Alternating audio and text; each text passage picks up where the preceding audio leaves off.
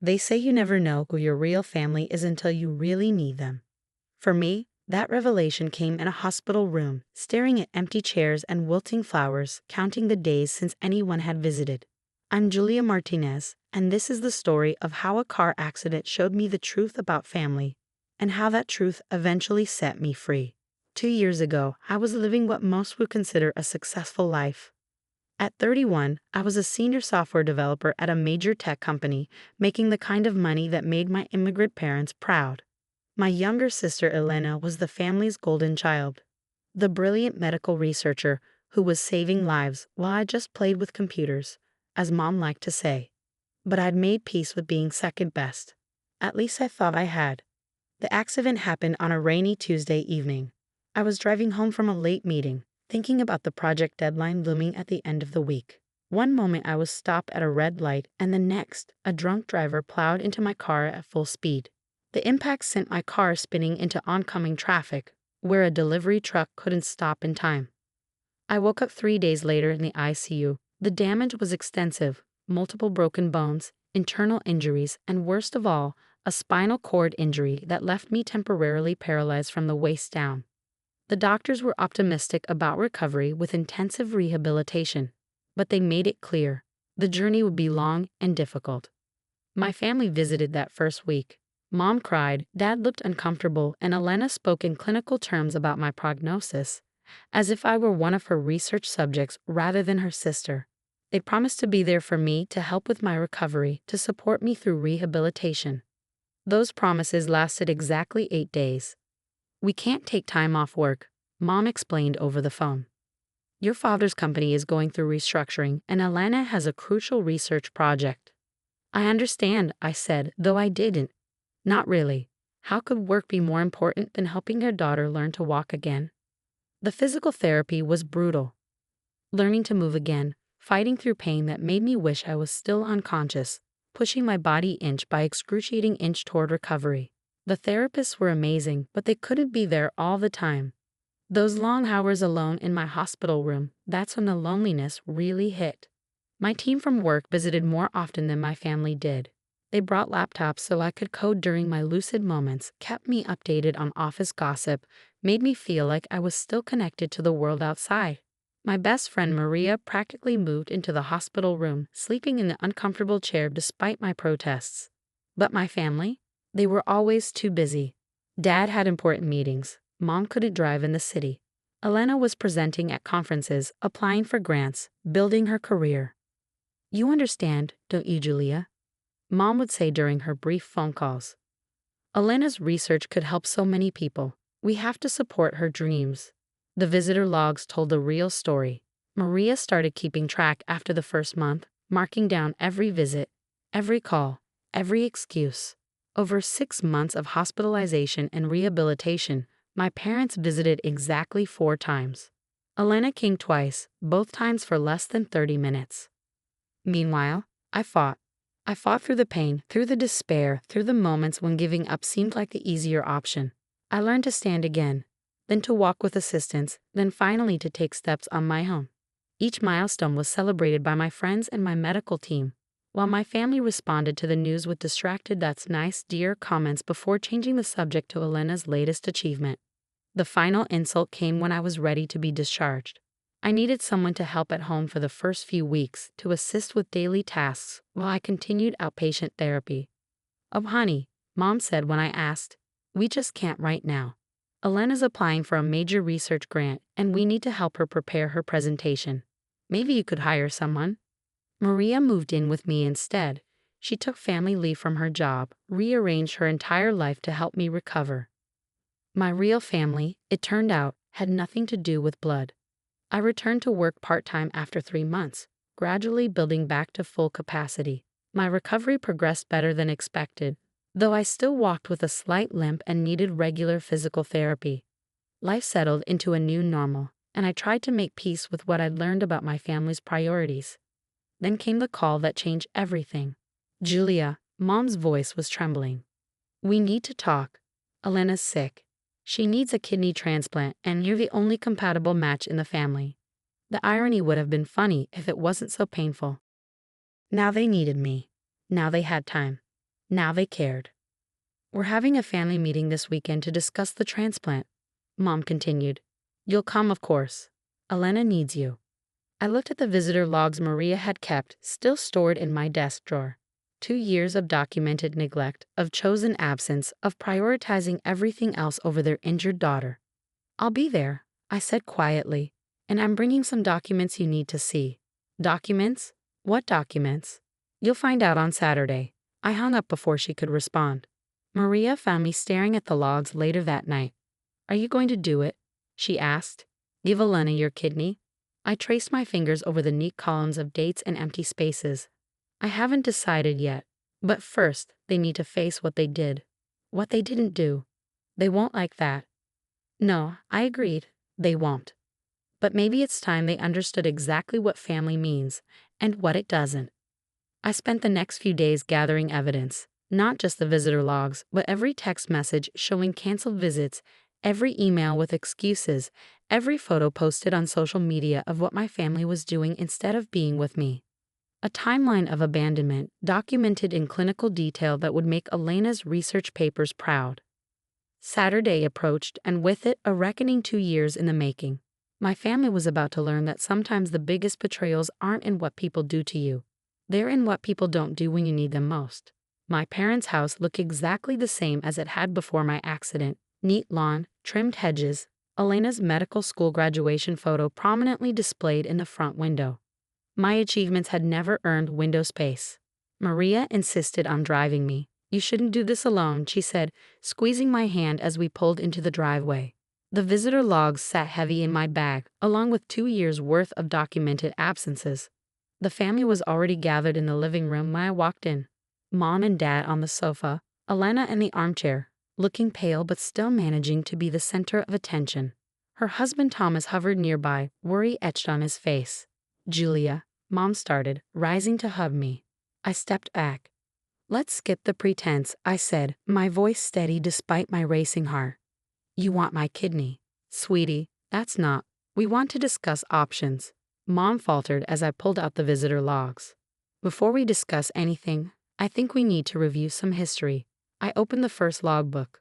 Let's start with my time in the ICU.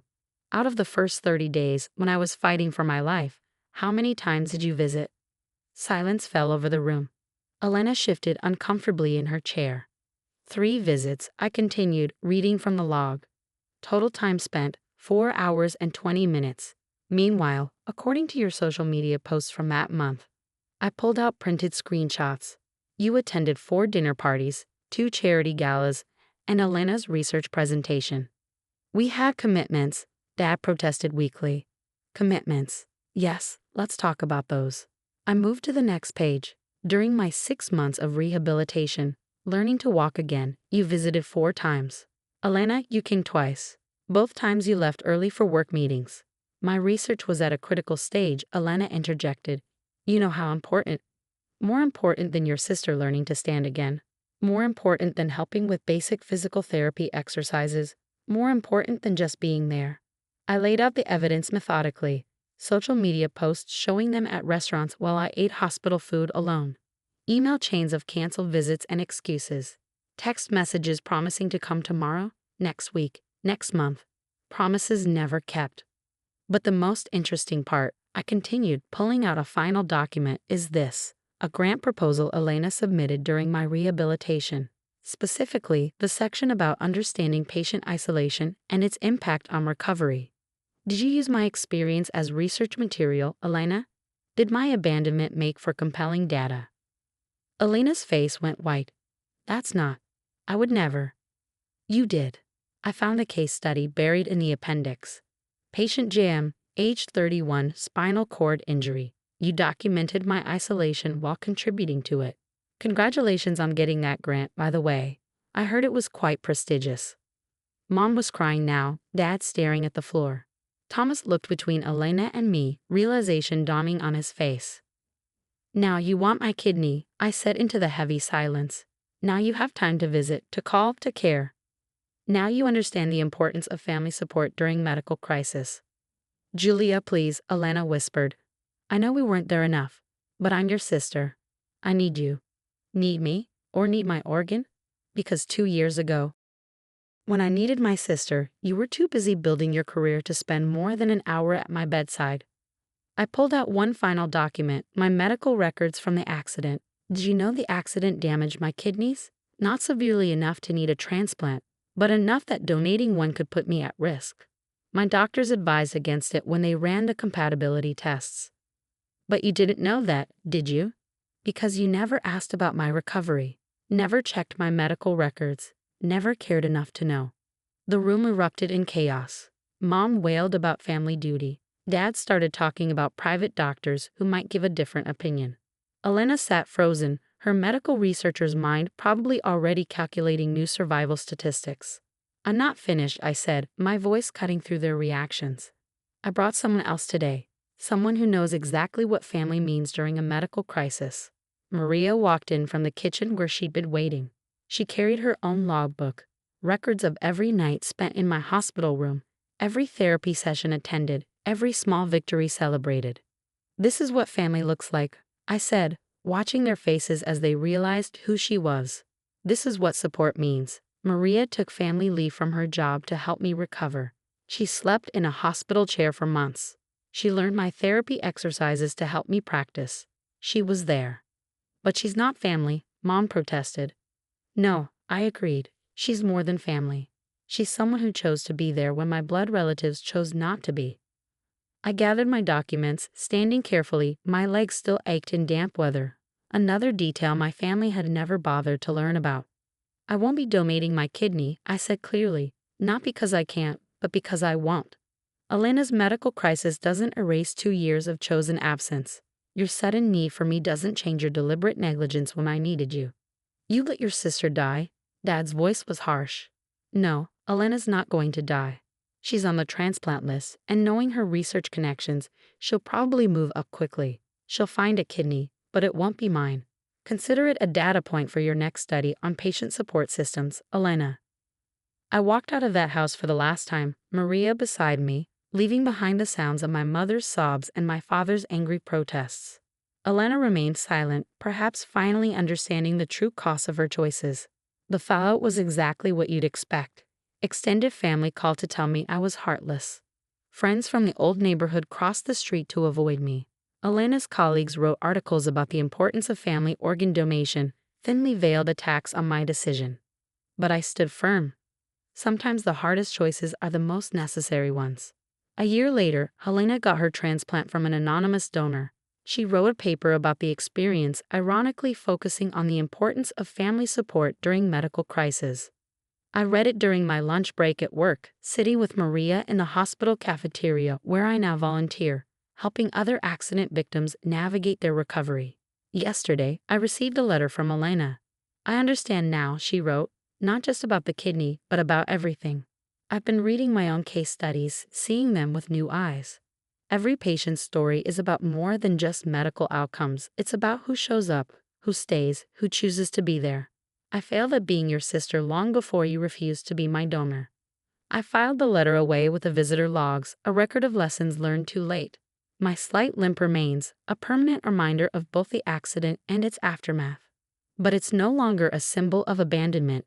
Instead, it reminds me of the strength I found, the family I chose, and the boundaries I learned to set. Maria and I started a support group for patients going through long-term rehabilitation. We teach them about more than just physical recovery. We teach them about choosing their support system wisely, about recognizing true family by actions rather than blood. Mom still sends holiday cards, always including carefully worded hints about reconciliation. Dad forwards articles about family obligations and forgiveness. Elena occasionally emails about her research, never directly mentioning the transplant or the past.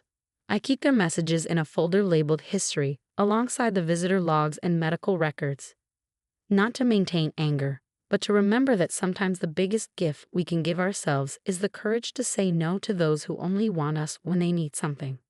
The accident taught me to walk again, but it also taught me to stand for myself, stand up to manipulation, stand firm in my decisions. Some might call it cruel to deny an organ to a dying sister. I call it honest to acknowledge that sisterhood is built day by day, choice by choice, presence by presence, not demanded in a crisis after years of absence. Today, I walk with a slight limp into my volunteer shift at the hospital. In my bag are the visitor logs, not my old ones, but new ones I keep for current patients, documenting who shows up, who stays, who cares enough to be present. Sometimes seeing those patterns helps them understand their own support systems more clearly. They say you never know who your real family is until you really need them. I'd amend that to say, you never know who your real family is until you see who shows up not just in crisis, but in all the small moments that make up a life. And sometimes the family we choose proves stronger than the family we're born into. My kidney remains where it belongs, and so do my boundaries. Both, it turns out, are vital organs for a healthy life.